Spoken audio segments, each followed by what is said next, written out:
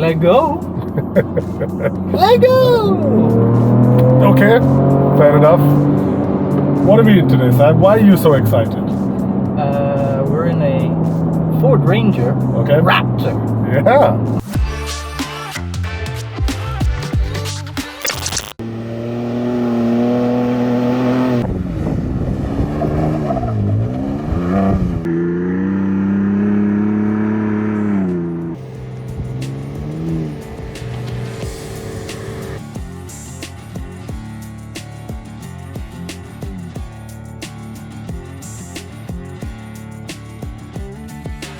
We've waited for this car for a while now. It's actually, been a little while. You've waited for the car for a while. I've been trying to get it for you for a while. But jumping right in. Initial thoughts, not final thoughts. Initial thoughts. I like it. Yeah, it's good. Yeah, it's really nice. I like the size because everyone likes the F-150 Raptor, Right. but then it's 6 inches wider than a regular F-150, so it's a pain to drive and park and all of that with. I don't need to live in a villa to own said vehicle and be comfortable Exactly. with it. Well said. Well said. Yeah. I mean, I had it for a few days before you drove it today. I primarily did all city driving with it. It was perfectly fine in the city.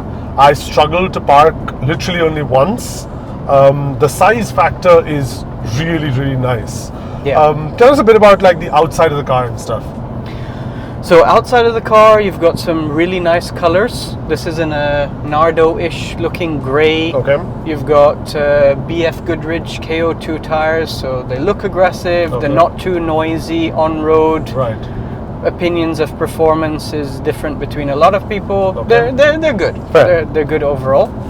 You've got like a steel side step. Okay. You've got the decal for the Raptor on the bed. Right. Raptor logo here. Some little accent accents in pieces front here as and well. there. Yeah. So yeah, looks good. From my, like, you know me, this is not a car for me at all. Nothing that I would not even look at this car. But what I think is it's very classily aggressive, which I like. It's not Classily. yeah, aggressive. it's not F-150 Raptor aggressive, if that makes any sort of sense. I like that about it. But yeah, I mean, I'm someone who I love this car, and if I do pick it up, I will look at the Wild Track edition. Okay. But on the overall, I think a very good looking car, big enough to be big, but not so big that you're struggling on the road for parking or any other such thing. Yeah. I think it's a good size. Okay. So that's the exterior. But what's inside the car? I mean, not the interior, I mean the engine. What you've been pretty excited about it. You've been driving for like 3 hours now straight. Usually you offer if I can drive, but you've just taken over this time. So what's on the engine? So you've got a 3-liter EcoBoost, Okay. twin turbo, Okay. 10-speed automatic, Lovely. and if you go into the modes, you've got this Baja mode. Okay. So it even has anti-lag, basically because it's turbocharged. Normally Right. when you come off the gas Okay. and then go back on the gas, the turbo needs to then spool up. Right. No, it will keep spinning the turbo so that you have like power like instantaneously. Okay. You've got Fox suspension, Okay. 2.5s, Right. with live dampening control and all of that. So it's Okay. like you go over something at low speed, high speed, it'll do all these adjustments. Right. It was fantastic. I mean, listen, you showed me the true testament to its power when we went off-roading just now, and I'm sure there'll be shots of B-roll playing over this as we talk about this, but even on the roads in Dubai, it was great. I at no point did I feel like I'm in a truck. It was smooth. It was really great on the roads, constructed areas, non-constructed areas, roads, kacha, and like it was a champ just now when you were off-road. Yeah, the suspension, and that's the thing that a lot of people don't realize. Like you can have all the power in the world, Right. but if you don't have the suspension to back it up, Right. it's pointless. Right. So this is basically everything that we get with the Raptor edition. On the Wild Track, we won't see any of this. No, so you won't get the suspension. Right. The motor will be the same as well as the gearbox, but probably a little bit less powerful. Right. So we'll have and all more of that. road-friendly tires, not the same shocks. and Exactly. Not these seats and stuff, but fair. Okay. But yeah, in your opinion, a good engine, like worth. Fantastic. Yeah? Fantastic. Okay. Really good. Awesome. And then let's jump on inside. Interiors. In my personal opinion, I don't like this shade of. I still don't know if it's red or orange. It is orange. It's orange. It is okay, orange. Fair. Yeah. So I'm not a big fan of this shade. I know I'm super nitpicking and all that, but we've got regular plastic here in the front. We've got this weird Alcantara thing happening in front over here. I initially thought it's Alcantara, but then looking at it, it's almost like a cloth. Yeah, that's been like very. It's like a bold Alcantara. Right. Yeah. I don't know what that is, but it makes no difference to my life. And listen, even just now when we were in the desert and stuff, it didn't catch. So I think it's all right. It's nice. It's soft touch. So it's soft here, but it's harder on here. Yeah. Right. So it's soft. It's got a bit of a cushion on the side door, but that's what it is. It's a mix of materials. This is all. I mean, it's plastic over hard here. plastics, but wherever you're touching is soft. So you want to rest your elbow. You want to rest your elbow. So the comfort is there, which is great, but you can see the bit of ruggedity due to the nature of the car, which I think is fair, because I think the person who buys this car is not going to give two shits about having wood paneling or any of that. Sure. So that's there. But then in front of you and on this side, what are the sizes of the screen? So you've got a 12.8-inch instrument cluster, and then a 12-inch portrait setup infotainment area. Right. So while driving, I love this. I'm officially a fan of portrait mode in cars. It makes all the sense in the world. You know the amount of times you, me, and in the few videos Abbas has been there, we've complained about how there's just not enough space for controls. Yeah. It is perfect because I noticed something on this. So when you have Apple CarPlay, you have the mode to have it here, right, in front of the display, and then below that a few buttons to choose things like media, phone, and below that AC controls. So even though they've committed to touchscreen almost completely, your controls are still all right here. Not once in 3 days of driving this car was I like, oh my god, I have to click a button and then go to CarPlay and then click a button and then go to AC. It was all there. And that has been my biggest problem with screens, and this completely solved it for me. So while I know that it's not completely to do with portrait, it's also got to do with their Sync 4 system. I really like how portrait mode kind of fits into the car. So I'm officially a fan of that. I think from my perspective, it's like when we had the Taurus. Right. There was a lot of like redundant space, not really utilized. Yeah. Not the case here. Yeah, it's like absolutely someone thought it out 100%. Everything is like nicely laid out. And as you said, I love the fact that you've got physical buttons for the AC. You've got physical buttons for your volume control, turning up. Like these quick things. And again, it's all ridged, so you can feel it very nicely. Very tactile, very easy to touch. Really, really liked that they didn't go automatic on it. I know they will at some point, but really liked it. Explain the instrument cluster and the steering wheel. So instrument cluster is customizable with your, information and all of that. But the steering wheel has a whole host of buttons on it. Just to clarify, this is a Raptor steering wheel, like Ford the Ranger Raptor. This will not come. I think you'll still get your steering wheel controls, your cruise control, and things like that. Okay. But your steering wheel sensitivity and your shock absorbers and your exhaust loudness button, and then also you've got this custom R button as well. So that you can say, because a lot of people, you don't want everything hard. You might say, okay, I want the exhaust, but I want the suspension to be a little bit firm, but I want the steering feel to be soft.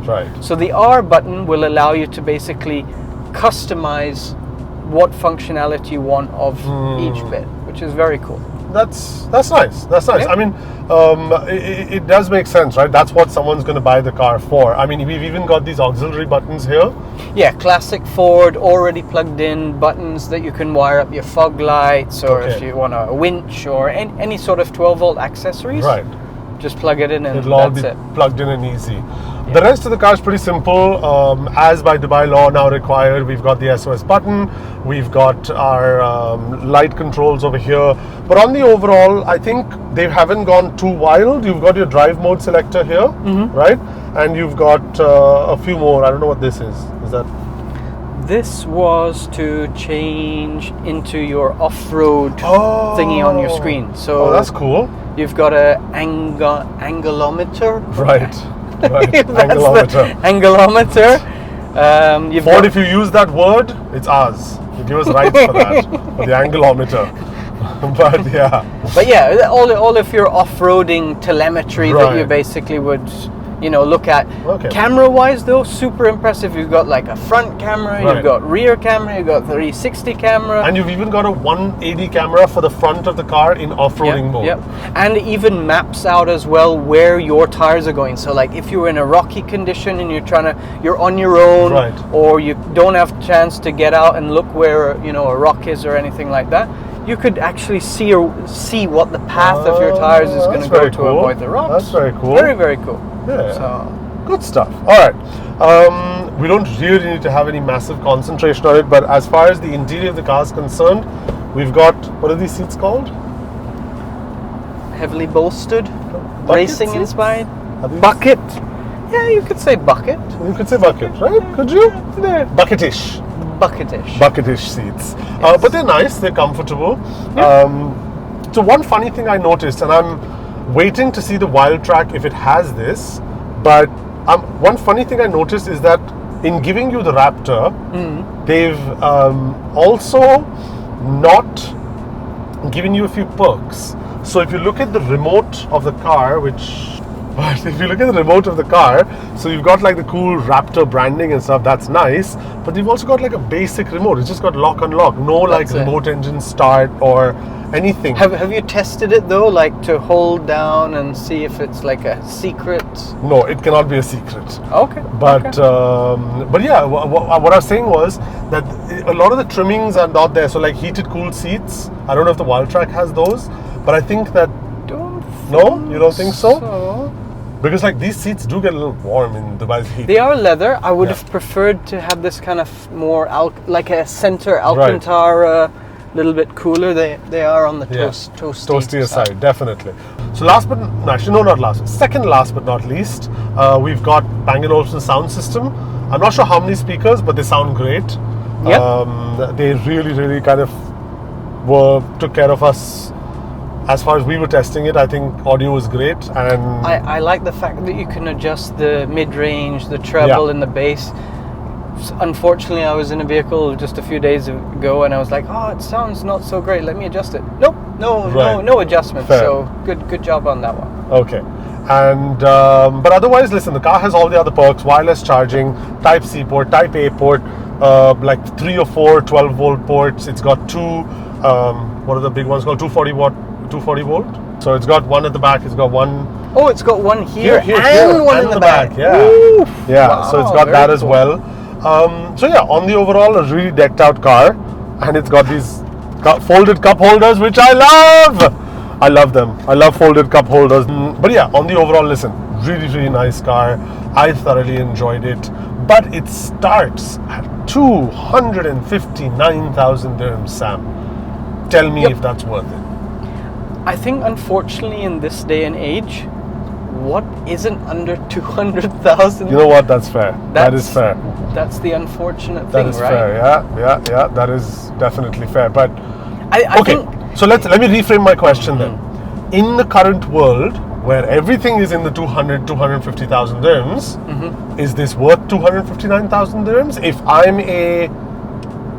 If I'm the audience for this car, right? You are the audience for this car, 100%. right? You like to drive with speed, you like a truck, but you like a reasonably sized truck, you want the power, you like the Raptor stuff, you would definitely modify your car a bit and use all this. Do you think you'd spend 259,000 on it? I think it's good value for money. Okay. For purely from the suspension and performance standpoint. Okay. What a lot of people don't realize, especially from an off-roading standpoint, they're like, oh, I can go buy X vehicle and it only costs 50,000 dirhams. I can throw 20,000 dirhams at it for suspension. I can throw 20,000 at it for performance, and I've got something way cheaper and it's just as capable. Right. You've got to keep in mind all the R&D that has gone on behind, to put this vehicle together. The suspension tuning and everything that will have, been done to give it the performance that it has. No one's doing that. Like, to that level from a manufacturer standpoint. You can go put whatever suspension you want on, but it's not going to perform like this. And guess what, folks? Warranty. Right. All this will come Warranty. under warranty now. So you literally buy this vehicle, put a compressor on board, a flag if you're feeling like it, and that's it. Go off-roading. Right. It's so super capable. So from what I'm understanding, because you know that I'm not part of this sort of off-roading culture and world, but basically what I'm understanding is that if I want a car and I want the guarantees of warranty and safety, and I want the reliability that comes with Ford and Raptor and stuff like that, this is a good buy. Yeah. Just don't go jumping it.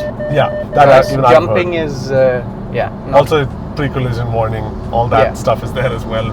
Should have mentioned it earlier, but fair enough. All right. Thank you very much to Ford for sending us the car. We have really enjoyed it. I this time cannot wait to see the wild track version because that's of more interest to me. But we will be back with that for sure. Thank you very much for watching. Don't forget to like and subscribe, and Sam and I will see you on the next one. Peace.